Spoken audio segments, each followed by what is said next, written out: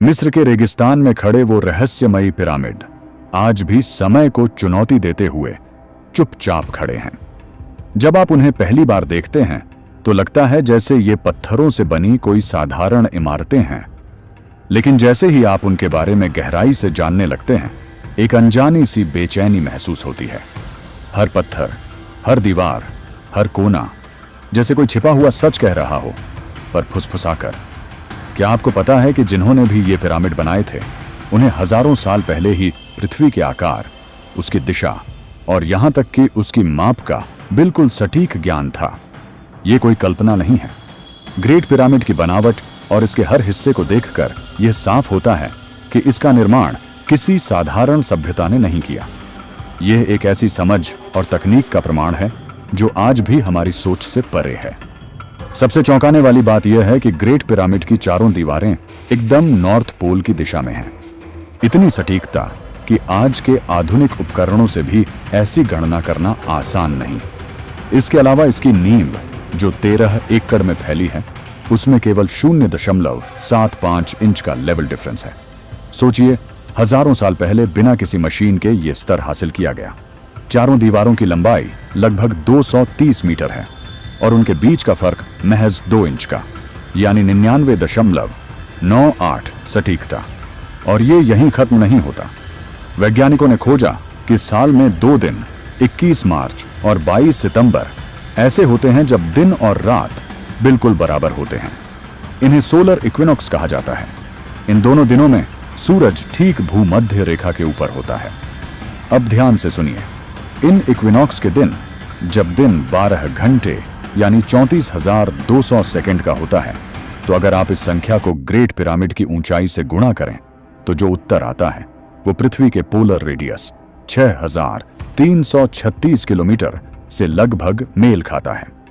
इतना ही नहीं, पिरामिड के आधार की परिधि को अगर आप 4,32,000 से गुणा करें तो उत्तर आता है 3,98,484 किलोमीटर, जो पृथ्वी की भूमध्य रेखा की परिधि के लगभग बराबर है। ये सब क्या महज संयोग है या फिर कुछ ऐसा जो जानबूझकर किया गया था? हैरानी की बात यह भी है कि हमें यह सिखाया गया कि ये पिरामिड मिस्र के राजाओं, फिरौन की कब्रें थीं, लेकिन आज तक किसी भी ग्रेट पिरामिड से एक भी मम्मी नहीं मिली। कोई शव नहीं, कोई ताबूत नहीं, खाली दीवारें, अंधेरे गलियारे और अनुत्तरित सवाल। अगर ये कब्रें नहीं थीं, तो फिर इनका उद्देश्य क्या था? 1940 में एक ब्रिटिश एयरफोर्स पायलट ने कुछ ऐसा देखा जो आज तक लोगों को चौंका देता है। उसने पिरामिड की 8 साइड्स देखी। हाँ, 4 नहीं, 8। लेकिन ये 8 साइड्स केवल इक्विनॉक्स के दिन ही नजर आती हैं, जब सूरज की रोशनी एक खास कोण से पड़ती है।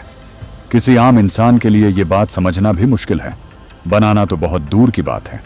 और अब आता है सबसे खतरनाक सवाल, क्या ये पिरामिड वाकई 4,500 साल पुराने हैं या फिर ये उससे भी कई हजार साल पहले के हैं? लेखक ग्राहम हैनकॉक ने अपनी किताब फिंगरप्रिंट्स ऑफ द गॉड्स में दावा किया कि गीजा के 3 पिरामिड आसमान में मौजूद ओरायन नक्षत्र के 3 तारों के साथ पूरी तरह मेल खाते हैं। लेकिन ये मेल आज से नहीं, न ही 4,500 साल पहले होता था, बल्कि 13,500 साल पहले।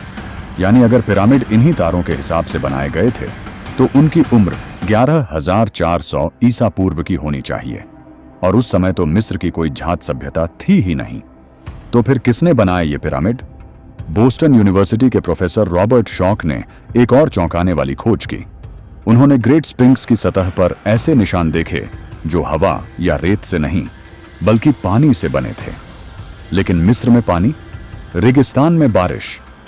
उन्होंने बताया कि ये क्षरण केवल तब संभव है जब लंबे समय तक वहां भारी बारिश हुई हो, जो कि आज से करीब 9,700 साल पहले ग्लेशियर पिघलने के समय हुआ था। तब समुद्र का स्तर 500 फीट तक बढ़ गया था और पृथ्वी का वातावरण पूरी तरह बदल गया था। इन सब बातों से यही अंदेशा होता है कि पिरामिड और स्पिंक्स शायद किसी प्राचीन सभ्यता की विरासत हैं। एक ऐसी सभ्यता जो तकनीक, गणना और खगोल शास्त्र में हमसे कहीं ज्यादा आगे थी। या फिर कोई और ताकत थी जो इस धरती पर आई और अपने निशान छोड़ गई।